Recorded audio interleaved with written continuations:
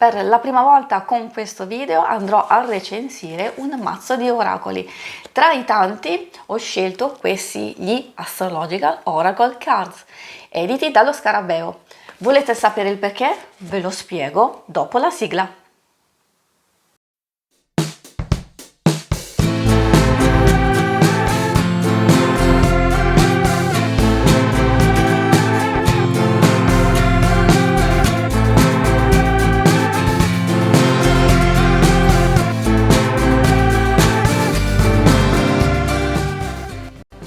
Benvenuti a tutti e a tutte, io sono Angela e questa è la nuova puntata della Taroteca di Exoteric World. È mio dovere dare una risposta alla domanda dell'introduzione al video. Dall'oroscocarte del mese di novembre, in onda domenica 23 ottobre, questo mazzo mi permetterà di introdurre una novità.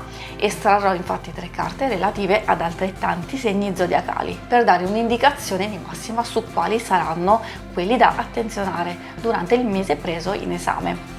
È con piacere quindi che vado a presentarvele una per farvele conoscere meglio. Prima di cominciare la visione, però, vi ricordo che cliccando in alto a destra troverete la playlist con tutti gli episodi precedenti della Taroteca e che subito dopo l'analisi delle carte ci sarà uno slideshow in cui le mostrerò tutte le 22 a tutto schermo, in modo da darvi l'opportunità di apprezzarle ulteriormente, magari facendo degli screenshot delle vostre preferite. Prima della fine della puntata, con un semplice clic, potrete accedere alla playlist degli interattivi dedicati all'amore per ritrovare gran parte dei mazzi della mia collezione o iscrivervi al canale cliccando sul logo se avrete gradito la visione. Nel caso invece le carte di questo mazzo vi siano piaciute particolarmente, in descrizione al video trovate dei link utili per acquistarle. Bene, cambiamo inquadratura ed entriamo nel vivo della puntata. Seguitemi. Eccoci qui di fronte al nostro bellissimo cofanetto.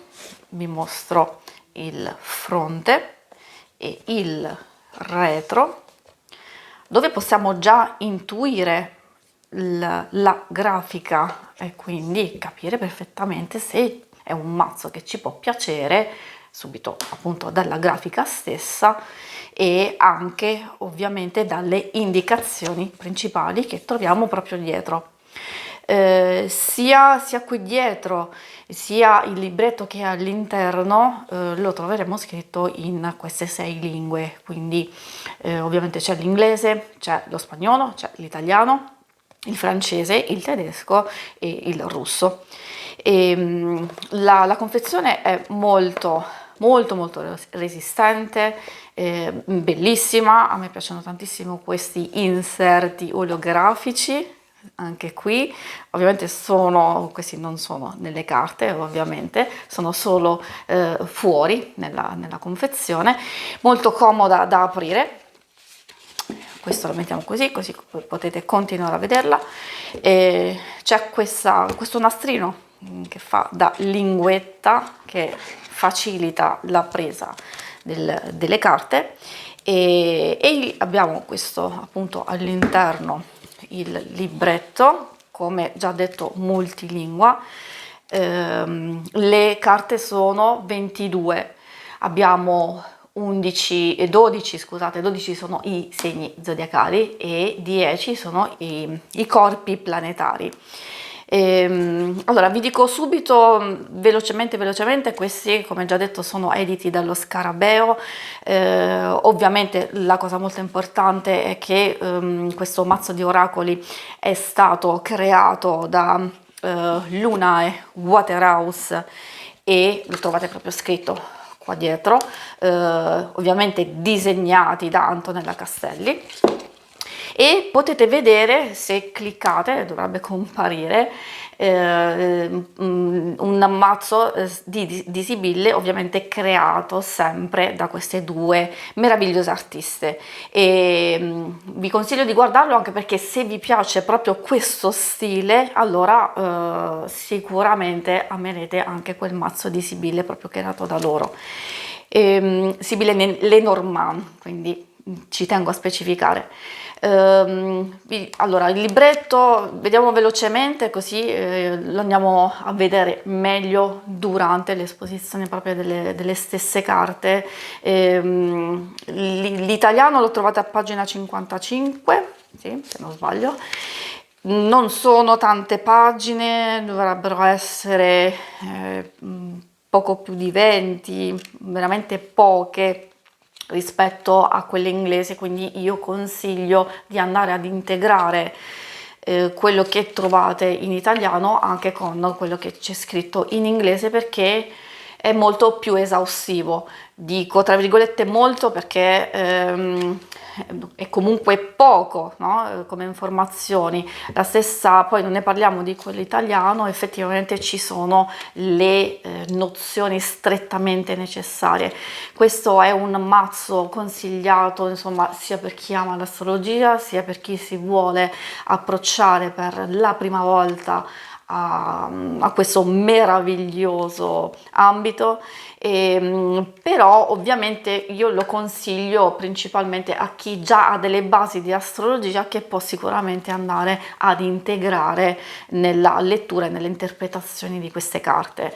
Adesso vediamo direttamente, quindi io continuo a mettervi queste cose proprio qui di lato, così tanto dobbiamo riprendere sicuramente questo perché vi voglio spiegare alcune cose. Allora, le carte sono, abbiamo detto 22, sono molto grandi. Io ho le mani piccoline, quindi vi dico già che non ho difficoltà assolutamente. Io consiglio, anche perché essendo poche sono facilmente mischiabili, almeno secondo me. Consiglio sempre di usare un metodo di mescolamento molto delicato, non invasivo, quindi evitare riffle shuffle o altri metodi proprio più aggressivi. Così questi bellissimi bordi, non so se potete notare, sono argentati, e allora riuscirete a preservare la bellezza delle carte, i contorni, e quindi conservarle il più possibile integre. Il dorso è questo, molto molto elegante, ovviamente richiama all'Art Nouveau e a tutto ciò che è decorativo, floreale, quindi molto affascinante, molto secondo me delicato anche come colore sul il giallo antico, beige, questo bordeaux, insomma tutto molto delicato. E le carte sono abbastanza resistenti, ovviamente sono lucide, molto belle. E adesso passiamo proprio alla visione. Io ecco, le ho divise per mia comodità, così già le divido anche perché sia nel modo di estrazione sia poi nel modo di lettura sarebbe meglio dividerle, però si possono usare anche tutte insieme e vi darò delle veloci indicazioni. Quindi queste le mettiamo un po' da parte qui. Cominciamo proprio con quelle che sono le 12 carte che riguardano i 12 segni zodiacali. Vi ricordo che dopo trovate lo slideshow, così potete guardarle una per una attentamente e godere della loro bellezza. Allora, qui partiamo con l'Ariete, abbiamo il Toro, il Gemelli e il Cancro.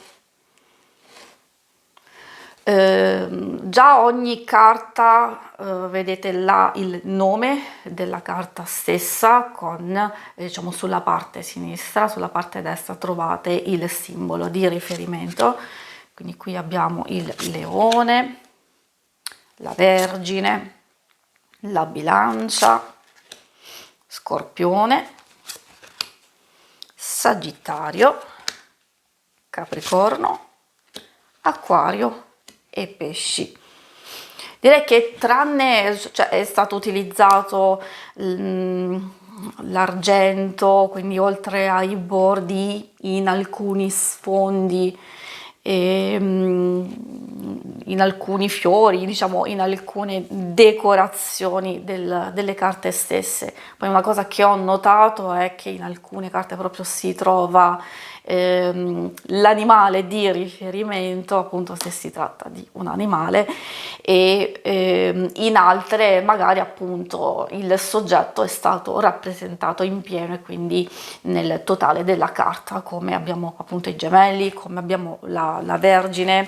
Cioè sarebbe stato effettivamente difficile magari intendere, se ovviamente non ci fossero state le scritte, se non ci fosse stato appunto il leone, andando ad inserire solo la signorina a riguardo. E invece dove è facilmente intuibile che la presenza della signorina possa riguardare appunto la Vergine, il segno della Vergine, qui le due gemelli e anche l'acquario con questa signorina che ovviamente mantiene questa brocca, questa giaro, questa brocca, e ovviamente anche pesci comunque sono facilmente intuibili. I colori a me piacciono tantissimo, sono vivacissimi, ovviamente rispecchiano fedelmente tutto ciò che è l'Art Nouveau. Se avete notato, la parte in retro in qualche modo fa anche da sfondo agli elementi e quindi al soggetto stesso della carta. Secondo me, e qui rientra un po' i vari metodi di lettura.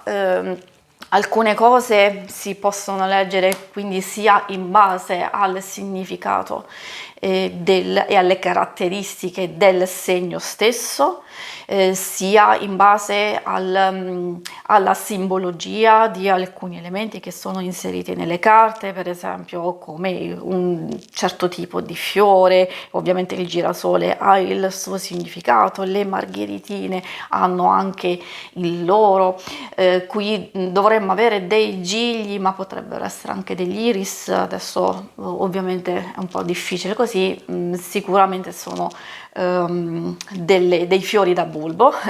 E questo per dirvi che comunque ci si può lasciare ispirare anche dagli elementi, nonché ovviamente dalla carta stessa e dai colori. Quindi se voi avete un tipo di lettura, un tipo di interpretazione e vi lasciate coinvolgere dalle sensazioni che vi emana la carta stessa, potete anche andare a cogliere degli aspetti interessanti che appunto riguardano i singoli colori inseriti e i singoli elementi. Potete fermare il video in questo momento, ovviamente per godere di tutte e 12 le carte insieme, e vi ricordo sempre che dopo potete vederli una per una. E adesso procediamo con le altre 10 che sono i corpi planetari. Allora, vediamo un po', queste le mettiamo qui. I corpi planetari, appunto, partiamo, vado proprio in ordine e infatti li troverete anche nello stesso ordine qui. Qui abbiamo il Sole, mettiamo così, facciamo 5 5 il Sole, la Luna, abbiamo Mercurio, Venere, Marte, anche queste le troverete dopo. Abbiamo Giove, Saturno, Urano, Nettuno e Plutone. Anche qui, diciamo, ovviamente, giustamente, mentre prima abbiamo visto la maggior parte, insomma, sono tutte donne, quindi come soggetto sono state riprese delle donne, qui giustamente per alcune carte, essendo prettamente maschili, non si poteva fare altrimenti. Abbiamo sempre la stessa cosa dello sfondo che riprende il dorso, ovviamente riadattato con questi fiori che si vedono. E poi effettivamente qui, se magari uno ha difficoltà, ma non credo, a leggere il simbolino, oppure comunque hanno ripreso un po' la stessa linea delle altre carte, dove c'è il nome, dove c'è proprio il simbolo grafico, quindi del Sole, della Luna, di Mercurio, e la scritta stessa in basso. Quindi ci sono tutte le indicazioni e sono bellissime, anche queste super colorate. colori vivaci, accesi, quindi per tutte quelle persone che amano un certo tipo di grafica sicuramente le apprezzerete tantissimo. E come vi dicevo prima, ci sono alcuni inserti, alcuni colori dove proprio si vede l'utilizzo. Adesso non so se riesco effettivamente a farvelo vedere, come la luna che è argentata, o anche le stelline presenti proprio dietro proprio ogni singola carta, perché abbiamo le stelline dappertutto. E qui riprendo un po' il libretto per dirvi che all'interno ovviamente trovate dei metodi. Allora, principalmente uno, se leggete solo la parte in italiano, c'è un metodo che vi aiuta a fare un ritratto di una situazione presente vostra o di chi state leggendo le carte, che riprende un po' la carta astrale. Ovviamente non riprende la carta personale astrale, quindi quella reale. Le carte vanno inserite secondo questo schema, secondo come ci dicono qui. È un po' artefatto ovviamente, perché essendo un'estrazione a caso è ovvio che se voi avete in una specifica casa un certo tipo di disegno di pianeta, insomma, se avete un particolare elemento, allora non va a rispecchiare quello vostro, ma va a darvi delle indicazioni su quelle che sono appunto le carte stesse. Insomma, dovete entrare in questo metodo qui, che per me, insomma, all'inizio un po' particolare, però è molto molto carino. Quello che trovo anche molto carino, quindi qui vanno utilizzate tutte e due, si separano e poi si estraggono da una parte e poi dall'altra.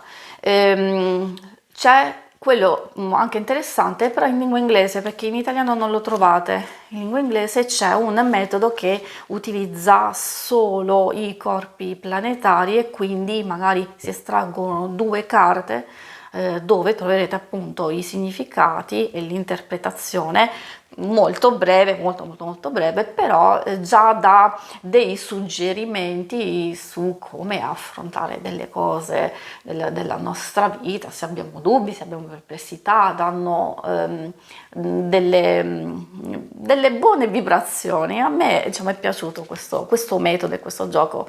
Quindi si estraggono, però si utilizzano solo queste 10 carte.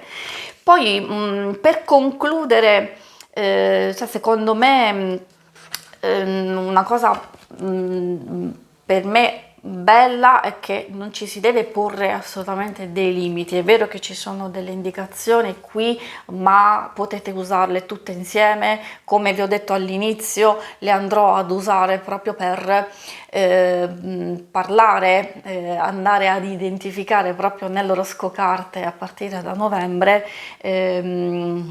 e tirar fuori quei segni che in qualche modo avremo a che fare nel corso del mese stesso, quindi nel bene o nel male, e quindi capire e intercettare le persone che potrebbero in qualche modo essere importanti per noi, no? E quindi io appunto vi dico che le userò tutte insieme, e voi potete fare la stessa cosa, quindi sbizzarrirvi a cercare un vostro metodo, perché tanto sia qui sopra sia appunto se avete già delle basi potete tracciare. Io mi sono comunque scritta man mano in un mio diario le mie varie letture, le cose che faccio, insomma, soprattutto per me stessa, perché mi hanno aiutato tantissimo. Quindi per ogni carta, sapendo le caratteristiche generali di un determinato segno e dei vari pianeti, si può comporre un metodo a piacimento, e io appunto le ho trovate molto utili, e voi potete fare appunto la stessa identica cosa.